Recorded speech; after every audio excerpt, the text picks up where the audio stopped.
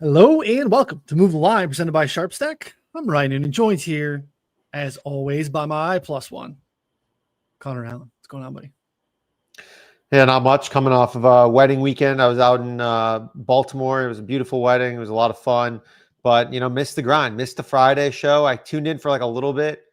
Was able to, end up watching like, I don't know, the last 5 minutes or so. But was it a good time? I'm sure it was. I mean, you and Slop, it's always a good time. But It was a good time. We had some fun at the top of the show discussing your gallivanting all over the country in wedding season, how you're still in that part of your life. But even still, how you're still in that part of your life. Slop and I in our Slop's older than me, so I lean into that whenever I can. not in the common theme at the company. But Slop and I are in like friends get married the second time. Or divorce celebrations. I have an annual guys golf trip that started. The root cause was that someone got divorced, and I was like, oh, well, we need to get them on the course. We need to go. Let's go do something. That started a guys golf trip. So this is kind of the season that we're in. But even in relation to other folks that are of your age, the sheer volume of weddings that you and your wife have attended in the last 8 years that I've known you, 9 years that I've known you, is just absolutely insane to me. It's insane. Now, part of it is your wife is very charismatic and charming and has a lot of friends. That she's obviously doing a lot of heavy lifting. I believe the Baltimore wedding, again, was one of your wife's friends, not you, because again, listeners, viewers understand your lack of charisma. Yeah, exactly. It's not a me thing. But it's absolutely insane, man. It's insane. And weddings aren't cheap. And I like weddings out of town. That's not cheap. It's been a lot. Guess what? We got another one this weekend. We're in Chicago though, so it's totally fine. But got another one this weekend at actually the same place that Matt Rooney got married, our colleague. Nice. Beautiful venue. Super excited for that. But the problem is, it's not just like a 1-day thing. It's like like weddings have turned into like Friday welcome party, maybe a rehearsal dinner if you're in the wedding, drinks after. Usually, if there's people coming to town, like you hang out with them for like a happy hour before on Friday, and then Saturday it's just like all day wedding stuff and doing that. Then sometimes even Sunday they'll have like a brunch or like kind of like a wedding debrief like with the friends. So it's like you're losing a whole weekend to it. It's always obviously super fun, but it's just it adds up. It takes a toll real quick. I love love. Big fan of love. Celebrating love. Big fan of it. It's great. I love weddings. I really do. Like they're fantastic. I'm a sap. See people emotional. I get emotional. I love it. The optimism. You can bottle that. It's fantastic. But man, it's great. Life is hard. That day is just never as. It's all downhill from there. No, it's a fantastic celebration. I think it's great. But like, I like them partially because I just don't have. I'm not going to 12 a year. 15 a year, which is not even exaggerating. At times, I think in the last handful of years, you've pushed 10 plus. It's just an insane amount of weddings. Yeah, I don't even know what the total count is. I mean, this year we're going to be like 8 or 9, something like that. A lot of them are during the fall though, so that's kind of the problem. Is they all get like loaded into this section of the calendar, so it's wild. No one respects football season. Like, what do I chop liver here? What the heck? I don't matter. I mean, again, they're most of my wife's friends' weddings, so not like my friends would give a shit anyways. If I was like, dude, don't do it in fall, they would give me a middle finger and be like, I'm going to do what my wife wants to do, which I respect. Probably the right move. Good start. Yeah, good start to the wedding, to the marriage for sure. Yeah. Well, we had a good time on Friday. I gave 2 props on Friday. They both hit. We had Amari and Hampton, and what else did we do on Friday? Tyler Warren. So 2 for 2 on the prop show. Our parlay didn't get off the mat because we were on, I think, Hawkinson in that opener. Slop, leaning on his tight ends. I think Hawk 5+, kind of kill us before we get going. But hey, that's okay. Keep going. We'll build it back together great again with you on Friday. So looking forward to that. Again, I want to remind folks to check out SharpStack. It's our new suite of betting tools at 4 for 4, including the EV tool. Also have market-based projections in there for the NFL, also for college football, if that's your thing. I made some updates on the Pick'em tool, which I think you would like, again, if you're in a state it doesn't have domestics, or even if you kind of mix in Pick'em games, we have that, and a really exciting update there. We're excited about ARB tools. prop screens, odd screens. We're going to put the odd screen in order as requested by our friend Andy Molitor. Folks that really grind the game order and the number. We're going to get that set for you eventually here too. No one's complained about that except Andy. We're going to get that set for Andy. He's the loudest voice in the room. We're going to get Andy all squared away. So right now, great deal.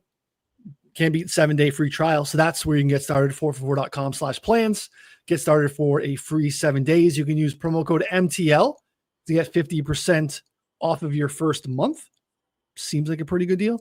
You can use promo code MTL as well, or MTL50 for 50% off. MTL for 25% off of the annual. We're going to have some more discounts coming soon. Keep your eyes peeled for that, especially for subscribers. So if you're already subscribed and you haven't upgraded to SharpStack, we're going to have some special stuff for you guys coming here shortly. But everyone should just take advantage of this free 7-day trial. Again, 4for4.com/plans. Very, very, very easy for you to do. So, Connor, you can pop that up on the screen if you want to show folks what we're talking about, what SharpStack looks like. It's a blast. I keep talking about it. I bet a little bit more this weekend off of the EV tool. And each week I just find myself adding a little bit more of the things that I'm not originating, just kind of tailing the EV tool. And again, it's actually sustaining some unders for me, Connor. I'm balancing the portfolio by getting a good amount of unders on the EV tool. Hollywood Brown gave me a little bit of a sweat late in garbage time, but we still got home under 47.5. That was a big one for me this week. But talk to people about SharpStack. No, I love it. Yeah, it's just easy to use. Like, I don't see if there's any like baseball stuff is tough because it's like pretty, I don't know, there's not as much stuff right now. It's obviously playoffs, so it's a little bit lower margin stuff in terms of the EV, but you got a couple of stuff on exchanges. If you don't use like the Novig or ProfitX, like there's still plenty of other stuff at domestic. So like this, I thought about playing this Freddie Freeman one, so, minus 135 on Builder, minus 175, minus 173 at Pinnacle. So it's kind of an interesting one. The Garrett Crochet under strikeouts as well. Minus 101 DK. I mean, you can see it minus 119 bookmaker is a high. So lots of fun ways to use it. EV tool. I would probably just have the odd screen up for most of what we're talking about today, though, to be honest. Just, I don't know, for people to see. And this is what I have pulled up anyways on my other monitor. I'm sure many of you see me like kind of looking over to the side. This is what I'm looking at most of the time. It's like some combination of this or like one of our futures tools or whatever, just make sure that I'm citing the right odds. Yeah. And like Connor's referencing too, we're obviously doing a football show. We're highlighting football odds and having discussion around, NFL week 4 and week 5, but this tool has other sports. So, if you're grinding, I think with the WNBA is in the finals, you still want to grind WNBA. We're really excited. We're about 20 days or so out from the NBA, where this thing's going to be popping on a nightly basis with NBA odds. Again, even when we were in the trial run, we were kind of baseball mostly, WNBA. We still haven't got a full slate of NBA in here every night. It's going to be fantastic. Very, very excited for that.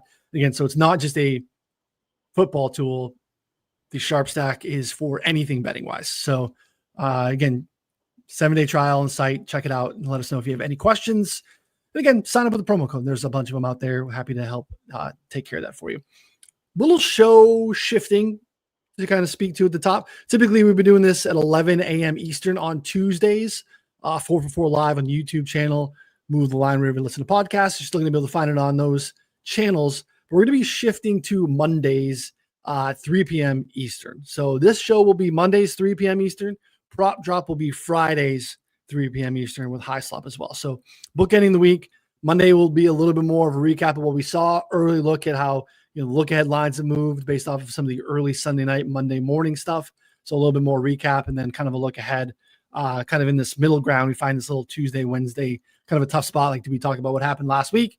Do we kind of just forward project? This is going to make it easier for us. I think be more of a value add for you as a listener to get an early sense of where we think these lines are moving, kind of unpacking some of the injury news and some of the bigger stuff for the week. So look for this episode Mondays, 3 p.m. Eastern moving forward. Again, both in the podcast feed for Move the Line and 4for4 live on the YouTube channel. Subscribe, rate, and review, all those things. The deal. We appreciate all those things. So, all right, Connor, let's jump into it a little bit. First, week 4 was kind of a week of attrition, like just a ton of injuries, felt like.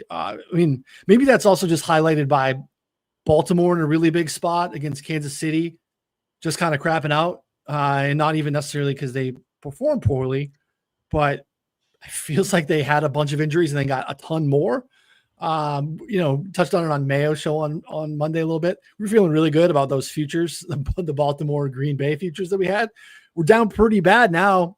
Get just before the show, the news on Lamar being out possibly 2 to 3 weeks with a hamstring injury. We now have the Texans favored on the road in Baltimore in week 5, which is fascinating. The Cooper Rush era. So talk to me about Chiefs, Baltimore, any other week 4 thoughts that you had, but I'd love to get your thoughts on kind of where our futures position were. The Cowboys in a spot where we thought they were going to get steamrolled by our Packers, and then that ends up in a tie. So what are your thoughts here? Yeah, I mean, the problem is too with the Ravens that they have the Texans this week, which is not like a super easy matchup. Then they get the Rams next week before their bye. So I would expect Lamar to return week 8-ish, basically. So week 7 bye. I would expect that to be the case. I don't know. I mean, Mayo brought it up, but I think that like Steelers to win the division now that we know for sure Lamar's out. If you're getting whatever 2+ weeks of him missing, it's like 2-1. I don't like the Steelers, but like if they're going to be able to run good and, like win some games here while the Ravens are maybe losing games probably here. We have Cooper Rush. I was looking it up today, basically. So he's played a full season's worth of like passing attempts at this point in his career. So it's like 300 or 570 pass attempts, something like that in his career so far. 60% completion rate, 3,500 yards, 6.3 yards per attempt, 20 touchdowns, 10 interceptions. Like it's not bad. Like I think the total numbers in aggregate are okay. Went 9 for 13 last week after he came in. I mean, ideally they can just run the ball with Derrick Henry and like get out of there. But based on how their defense has been playing and that they're injured, I'm not sure that that's going to be the case. So, yeah, I don't know. I for me at this point, like I think they could beat Houston because Houston's offense has been so bad, to be honest. But I'm not sure if I'm excited to bet it here. Texans 2.5, 1.5 to 2.5 point favorites right now. 40-point total seems a little high, even to be honest. Some easy games coming out of the bye for Baltimore, though. Not easy, I would say, but it lightens the schedule lightens up a little bit, right? The Bears are playing okay. They're taking advantage of the schedule that they've had. Still, I think mixed feelings on whether that's a really good football team or a team that's kind of threatened the back end of the NFC playoff picture. At Miami, at Minnesota, at Cleveland. So a tough stretch of 3 straight road games, but all fairly winnable football games. At Minnesota, probably a tougher stretch for Cooper Rush, but I believe Cooper Rush has won some games in Minnesota as a dog back in the Cowboys. So, who knows? And then the Jets, Bengals, before you get to the Steelers, which is going to be a really impactful game. Steelers still week 14, week 18 on the schedule for the Ravens. So that's really, by that point, we should have Lamar fully ramped back up. So I'm still just a little reluctant to Steelers, even though, it's obviously shifted in the market and, 3 weeks without Lamar is holding out hope a little bit still for the Ravens. Like, I don't know. They're like, spot. Did you lose me? Yeah, I think one of us is frozen here. Can you hear me? But you were talking about, okay. You were talking about the Steelers. Exactly what we brought up on the show last week happened in London. It was like just like a weird London game. Steelers get like a bunch of random turnovers, and then stinky Carson Wentz comes out and like is just like awful for most of that game. And that was like the 99th percentile downside scenario that could like you had no idea that was going to happen and ended up happening. So I don't know. I mean, overall, still like their defense EPA wise, we're looking at 22nd through 4 weeks. Offensively, like I can't imagine it's much better. Like they've had two really good games and 2 really bad games. 11th. I mean, they're just like a very average team. But in that division, average is enough to compete for the win. It was one of the divisions we thought was going to be the best in the NFL. Is now not looking good. Yeah, I mean, big part of that handicap is Lamar and Joe Burrow. Right and now Jake Browning era is not going very well.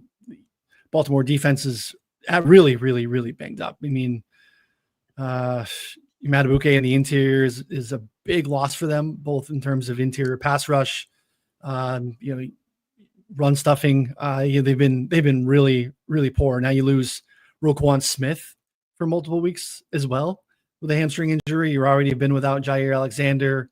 There's so many other guys that are, ancillary pieces that are definitely part of the rotation that have been out for weeks and will continue to be out. So it's just a tough spot outside of obviously just your quarterback. So yeah, it's just wild to see on the odds screen that the Texans are a team that I want to continue to be short on. And now they're road favorites against a team that I thought was going to win the Super Bowl.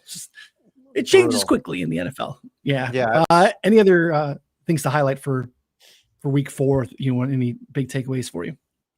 Well, I have a funny one, and then I have like some serious ones. The serious ones are the Jake Browning, just not the guy. Bengals are just like completely incapacitated with him at quarterback.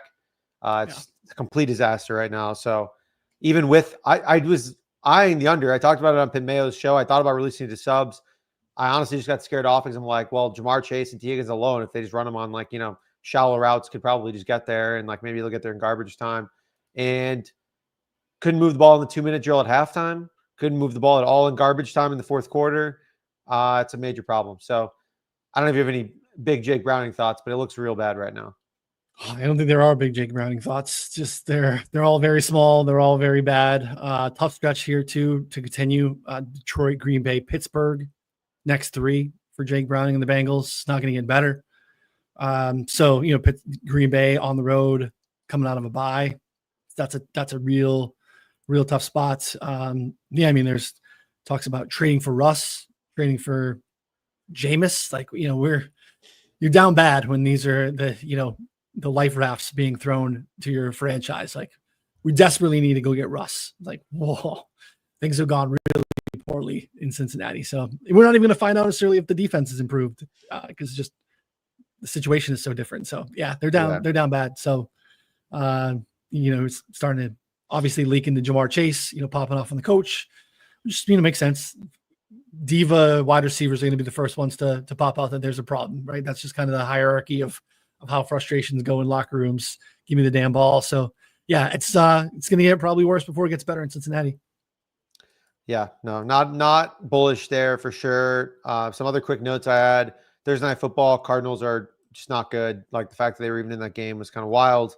It was, in my opinion, seemed pretty lucky that they came back there at the last minute. Falcons bounce back was very predictable.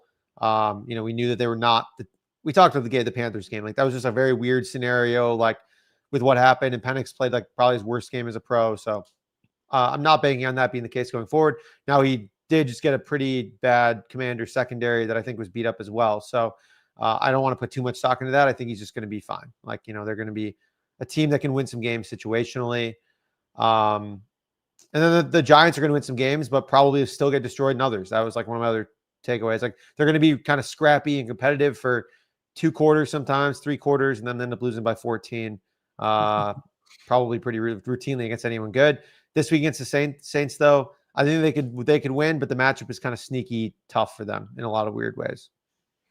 Yeah, and without Neighbors, another blow to any optimism that comes out with like I said, the rookies are playing good, right? You get some optimism from Jackson Dart. The box score wasn't incredible per se, but that's actually a tough. Right? The Chargers defense still is a really good unit, and Scatabo looks like he's a little fun. At least can get the fan base excited. It seems like, and Abdul Carter played out of his mind. This is really exciting. So then just lead balloon by losing Malik Neighbors there for an extended period of time. Yeah, that's actually kind of a sneaky fun game. Giants Saints this weekend. So we'll see. We'll talk about that when we shift to week 5. What do you make of the Eagles situation here? Eagles win on the road. They were in control in the first half. Played really good football. 0 completions in the second half on 11 dropbacks. They're defending Super Bowl champs. They're undefeated. It's been a lot more weird in Philadelphia than this feeling of inevitability that they're on their course to repeat. What do you take away from what we saw in Tampa Bay? Eagles win, cover. What are your thoughts? Yeah, they don't have a good they're not winning by very much. Like the games are close. Saquon Barkley's not getting going on the ground at all. Through 4 weeks last year, at averaging 5.95 yards per carry, 5 total touchdowns, 435 rushing yards on just 73 carries. This year he is just 237 rushing yards on 77 carries, so averaging 3.1 yards per carry, 3 total touchdowns. It's just not going according to plan. And these are games that they're winning, games that like they should be dominating on the ground, and they're not. We say it took basically a miracle for them to win last week with like the passing game coming alive in the second half. And that just didn't necessarily translate here. So I don't know. Like they're a really tough team for me to handle, like handicap on a week-to-week basis. But I think there are definitely some warning signs here for them to like lose a random game, honestly, coming up. Yeah, I mean, it's a tougher schedule. I mean, preseason they were favored in all but one in week 17 on the road in Buffalo, but they still got to go to Green Bay. They get Detroit at home. They got to go to the Chargers. That game looks a little harder than maybe we thought preseason. There just aren't a lot of clear toss-up spots for them. There's still, games against the Cowboys and Bears and Raiders, a couple against the Commanders still. So there's just a lot of wins still left in the schedule here, unless there's some sort of, injuries or just complete implosion with what's going on there, right? You get the cryptic AJ Brown tweets. Like those don't typically come from a 4-0 team. But again, here we are, and the silence is brewing in AJ Brown. Even though he is no longer silent, he tweeted out his silence. It's always fascinating to me. Broncos money line this week, 3.5 4-point dogs against Philly. Yeah, it's a short week is always tricky there too. Yeah, I mean, I'm still buying Denver. I know it hasn't been great. You definitely sell me on that if it was a home game, but traveling east on a short week is not a great spot. We'll see. Is that one of your leans? You like the Broncos? I mean, just the more I thought about it, the more I looked at it, I was like, yeah, kind of that's a pretty interesting one. But yeah, we can move on to week 5 here in a second. I wanted to show this tweet real quick from a guy that we've had a lot of history with on our draft shows. It's Connor Hughes. So I don't know if you saw this tweet here, but it's something. So basically, so he wrote, I'll skip through it a little bit.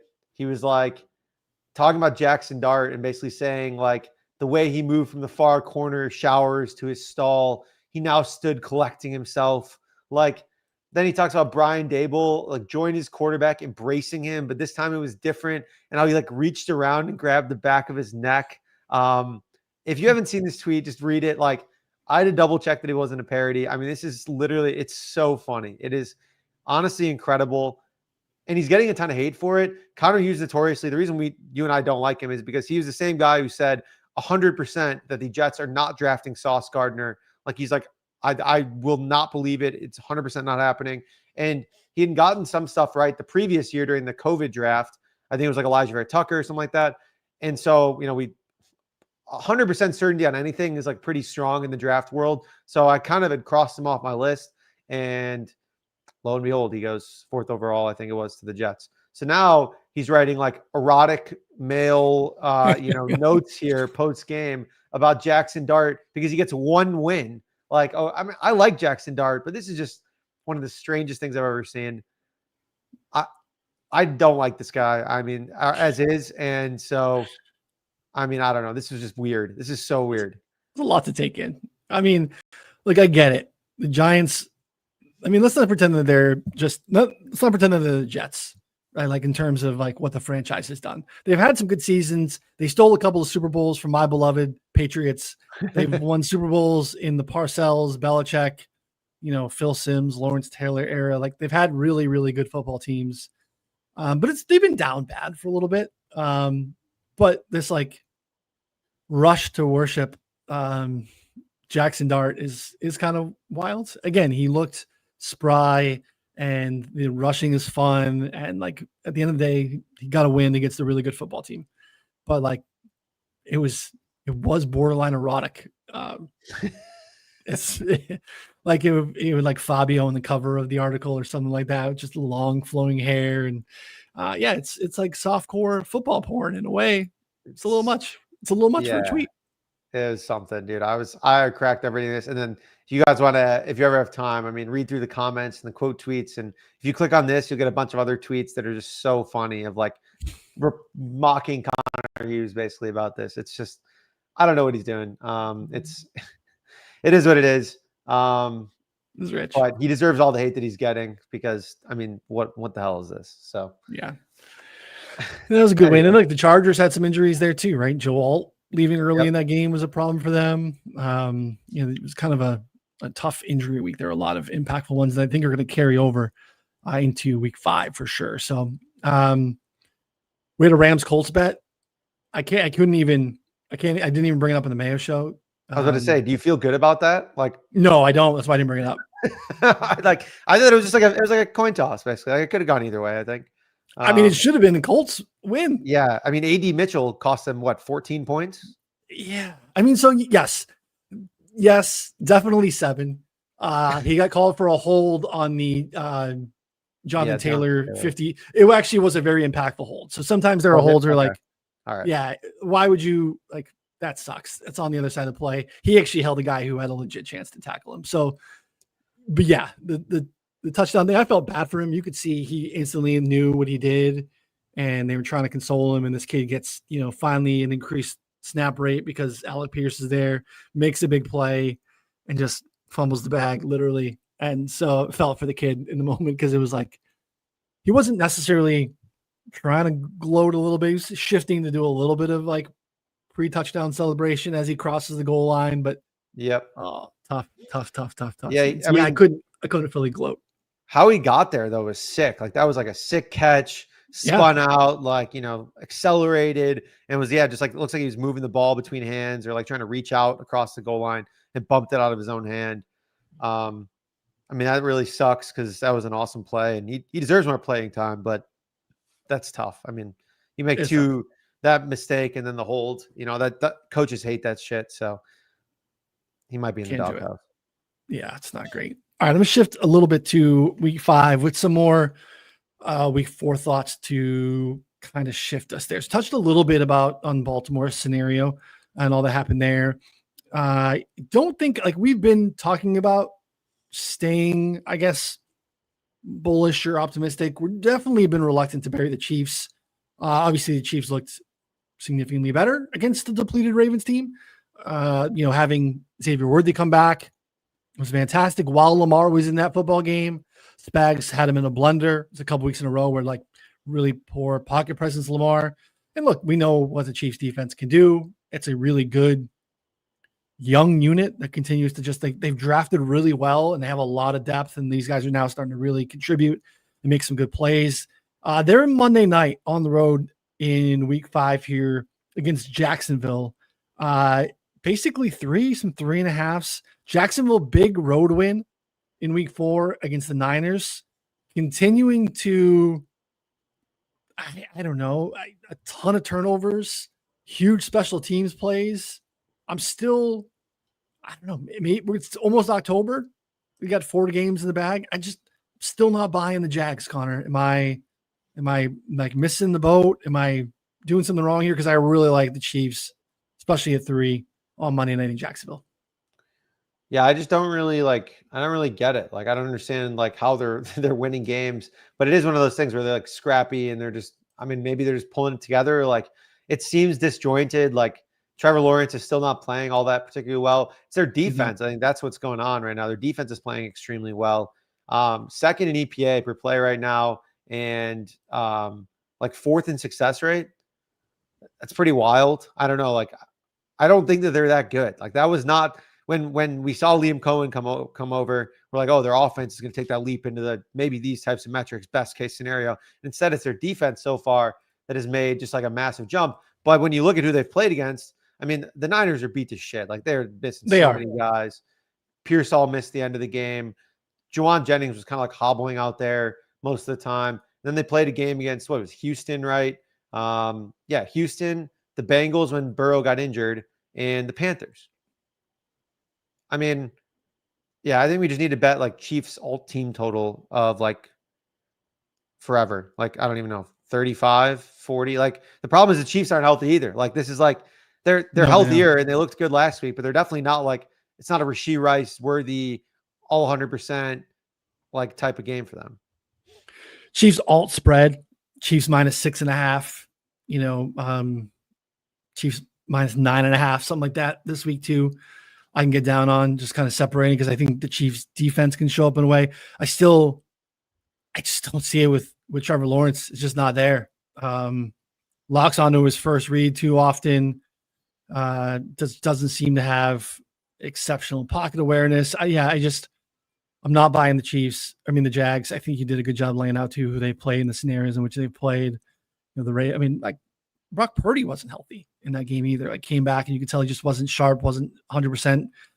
They said after the game, still dealing with a little bit with the toe, and it's not great. So yeah, I want to find ways to kind of short this Jags team, which is a big spot Monday night hosting the Chiefs. But I think that's one of my favorite looks there on the board. And again, we touched on getting in on the Chiefs in the futures market, whether it's, to make the playoffs or divisional prices based off of what we thought coming out of the Baltimore game.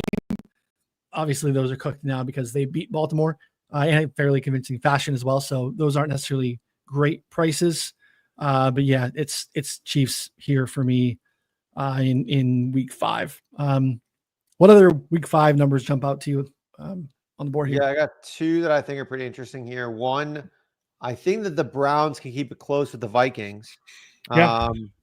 Like kind of the same handicap as last week in a sense of like you're getting Carson Wentz. Start here though. How do you handicap this unique situation where we have a team back-to-back weeks in Europe, right? We've gone from Ireland to London, but they didn't come home. They're staying within their European body clocks.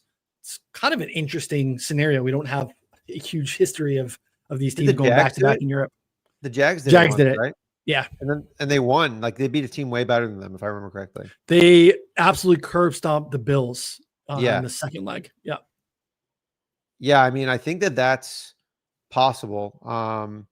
I think that's within the range of outcomes, and that's what I'm going to blame if for some reason the Browns lose, by 30.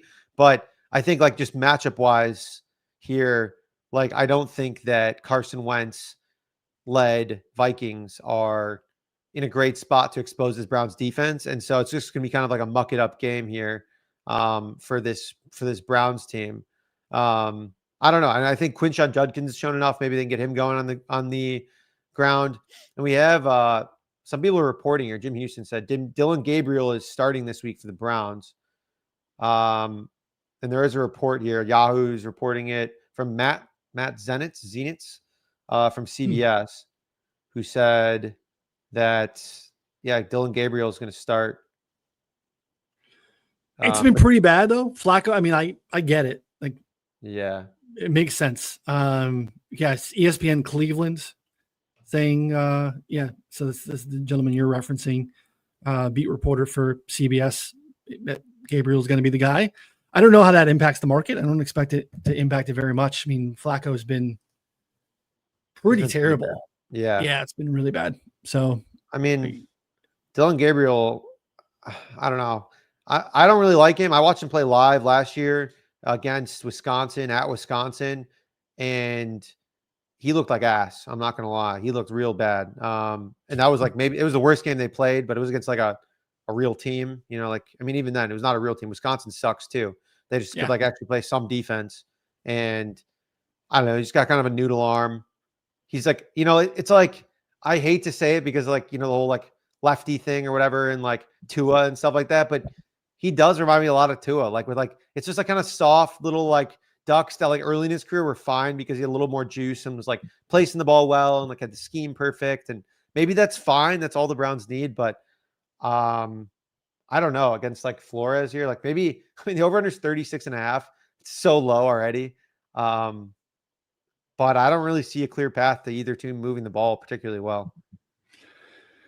Yeah, I think it's sustained. Any drives, Junkins carries over or something like that could be interesting. But again, he's hitching your wagon. It's going to be so high, but like it doesn't even, a game script hasn't even mattered. He has like just like 20 carries basically in like every game as a starter, and they've been just getting whooped in most of them. Or like I guess the Packers one was close, but they were down for most of that game. Yeah, He had 18 and 21 the last 2 weeks. He had 21 and a 10-34 loss. How is that even possible? Yeah, it's hard to do. So I have to look at that a little bit. Yeah, but we're seeing some 35 and a halfs moving here a little bit on this number. So yeah, that's a short one. It's a tricky handicap because of backup quarterbacks. Again, I think both teams, the best unit is the defense for sure. They're kind of unique, defenses to scheme against too. So yeah, 36 under 36 is tough, but to bet. But generating multiple scoring drives here, other than like the defense is creating scoring opportunities, that would be my worry on the under on that one. Also another one. I came out of the toilet bowl with an advantage here. The Dolphins beat the Jets pretty handily, I would say. It felt like it was a pretty dominant effort for most of the game. I think the scoreboard ended up looking like kind of close, but that's not how the game played out.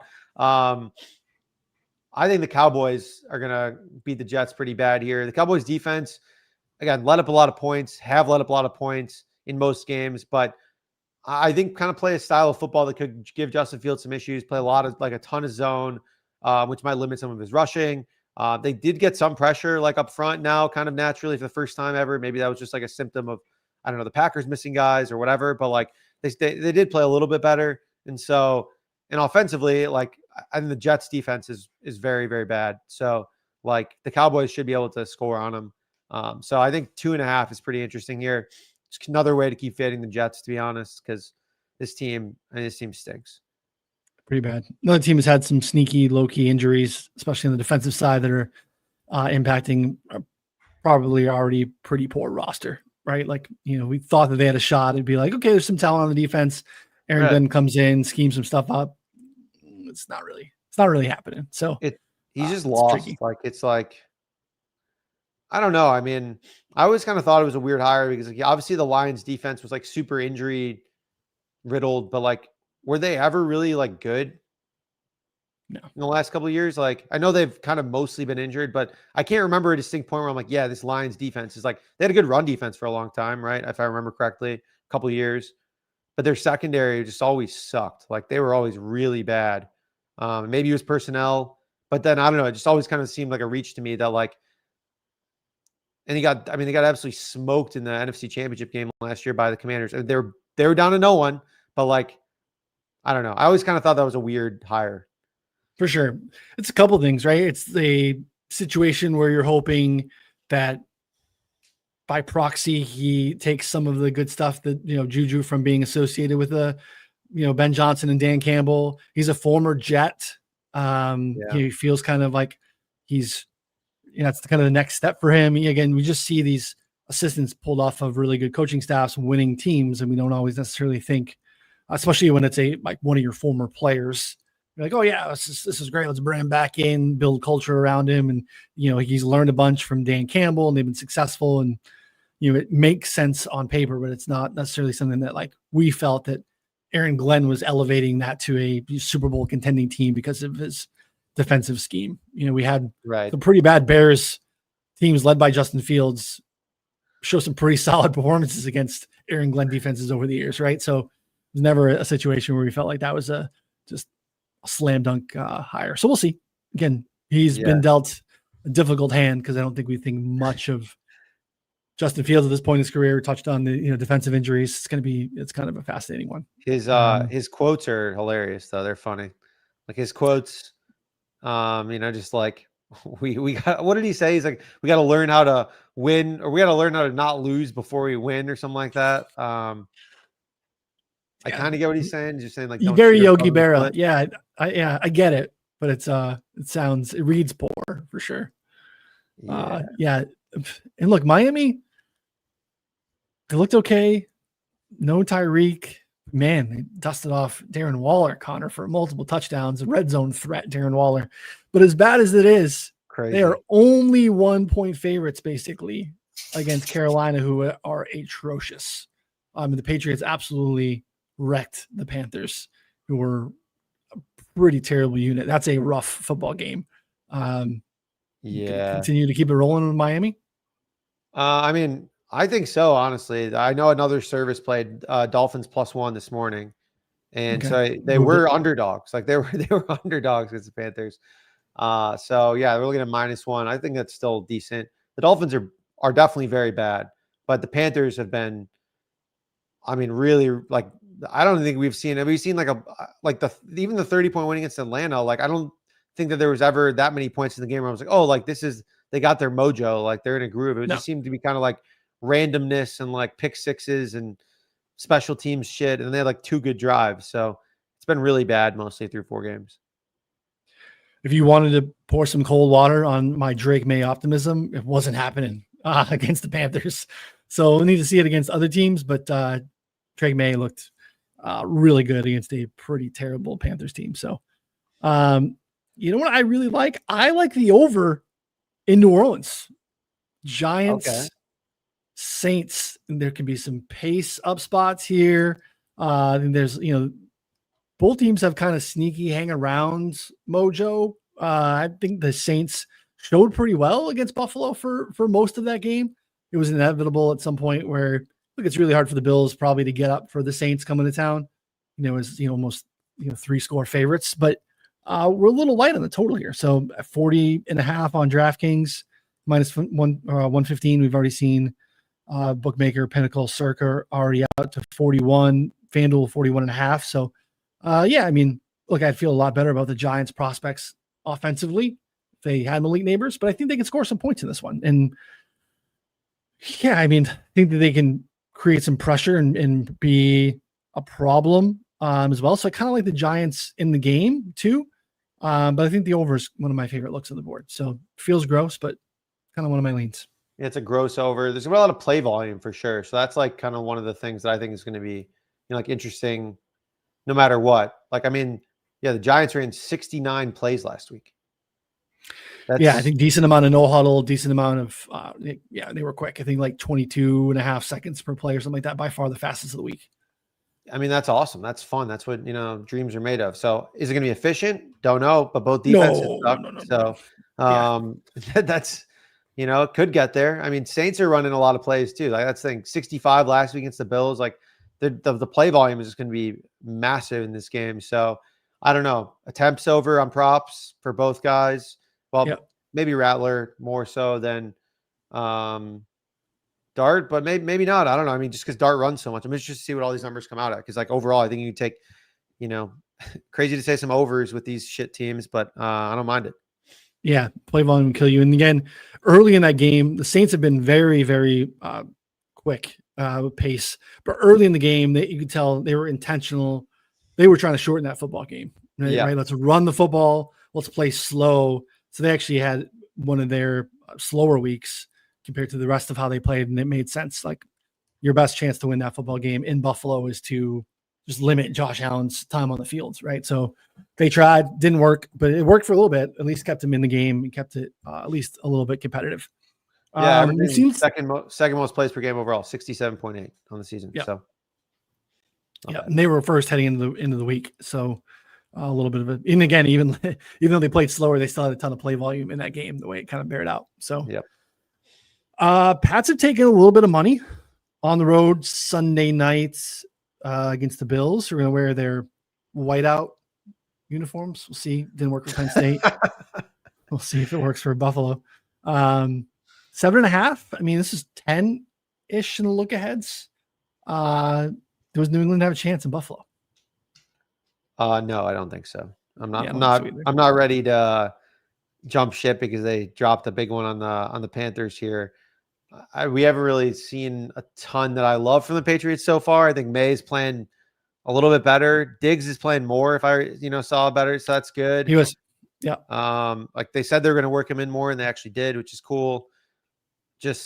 I just don't want to overreact at all the last week, and I think the Bills are still really, really good. Now, Patriots get back Christian Gonzalez, that helps, but like I think that helps in more scenarios than this one because who is he covering? Like Keon Coleman or some loser? Like it doesn't matter. Like, you know what I mean? Like the Bills don't win because they have one awesome wideout. They win because they have like 6 guys that can kind of get open sometimes, And Superman.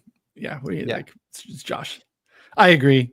I liked what we saw from New England, but this is a tough spot against a really good Bills football team, and they are huge favorites to be like the number one seed in the AFC at this 3 or 4 weeks. Just kind of wild. And again, the seas have kind of spread for them when you think of the other teams with, the slow start for the Chiefs, Ravens falling apart. The Chargers look like they could be starting 4-0, but they fall and lose one to the Giants. So it's really, and knowing what's remaining on the schedule for the Bills, they are, I think deserved favorites there.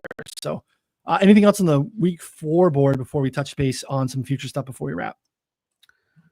Thursday Night Football, Niners, Rams, under 47.5 could be interesting. Again, just how many injuries the Niners have. Like, could get Mac Jones, could get no Pearsall, injured Jennings. Like, it's just a lot for the Niners to put up points there. It's up to 6.5 on the spread. Like, if it got to 7 with Mac Jones starting, I'd probably consider 7 on the Niners.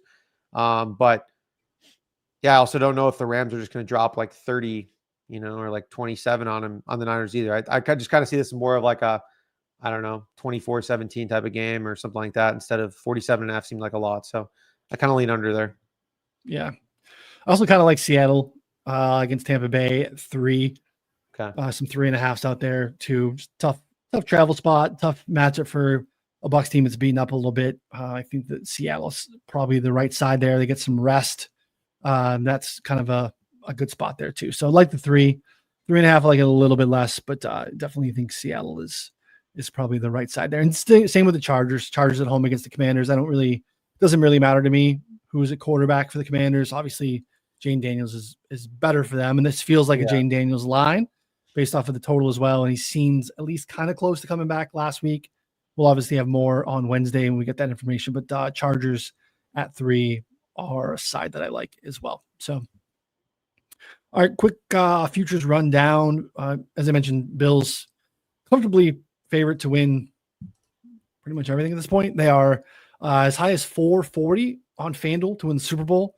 The Eagles are next there at 700 on DraftKings, the best price for Philadelphia. Green Bay still at 850, Detroit 9, Kansas City at 10. Ravens have fallen now a little bit, all the way to 13 on MGM. Rams, Chargers, not too far behind. Then we kind of take a dip down to the Niners. But any Super Bowl thoughts, anything that jumps out to you, whether it's Super Bowl, AFC, NFC, anywhere you want to take it? I mean, I think good buy low on the Chiefs here. 10-1 to win the Super Bowl is not bad on FanDuel. You can get them to win the division, plus 155.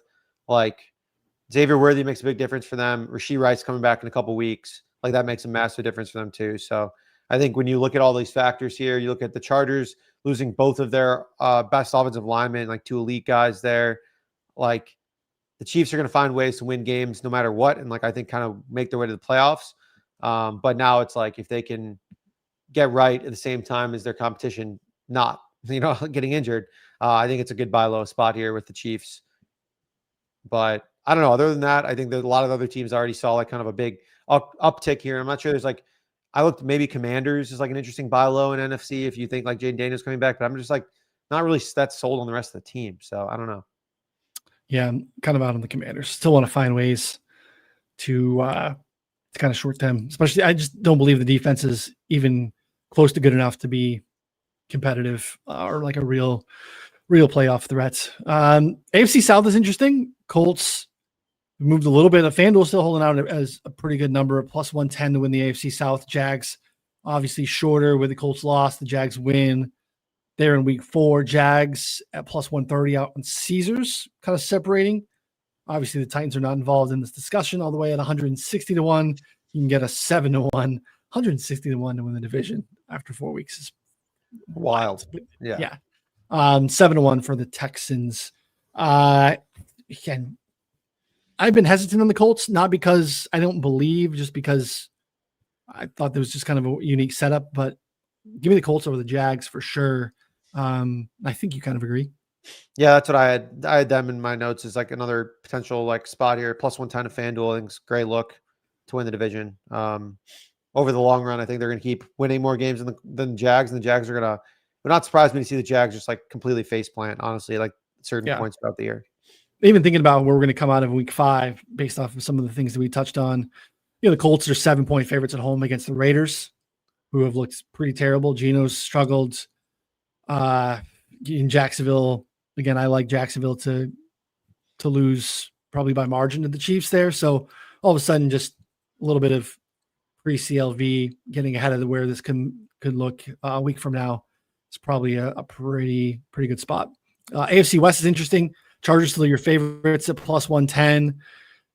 Still 155s out there on the Chiefs. And again, the Chargers have the leg up, 3-1, 3 wins in the division. Those are pretty impactful, though the Chiefs still have a couple of Broncos games ahead of them. Broncos at 540 out on Caesars. Any AFC West thoughts? Yeah, I think Chiefs are still good by as I mentioned with the Super Bowl stuff. So I'm adding this. That would be also that's like my second other feature that I thought was interesting there. Yeah, I like that there. AFC or NFC East is tough because the Eagles are really the only team there. 330 is a price that neither of us are dying to lay. What do you make of? I kind of touched on the Packers. We didn't go at length. They're 110 now, plus 110 to win the North. Detroit right behind, plus 115, 120 right there. Minnesota 10-1, which is fascinating. But what are your kind of thoughts on what we've seen from the Packers and the Lions the last couple of weeks?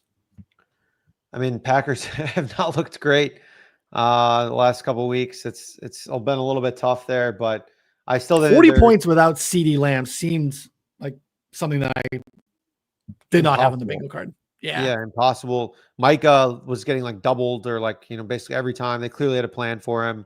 The rest of the defense couldn't do anything. I don't know. It just seemed like a very wild event, and we're not getting like that much of a discount right now. Like the Lions are still a good team. So it's not something I'm interested in the division. If you want to play Packers plus 460 NFC, if you want to play Lions NFC, I think that makes sense. In my mind, those are the two probably best buying points at this point. Other than that, maybe the Rams if you want to go there. But I don't really like anyone else in the NFC overall. And like the Eagles, again, I think are good, but I'm just like, there's been some weird underlying metrics that make me think they're not as good as like their record says right now. Yeah, kind of agree with that.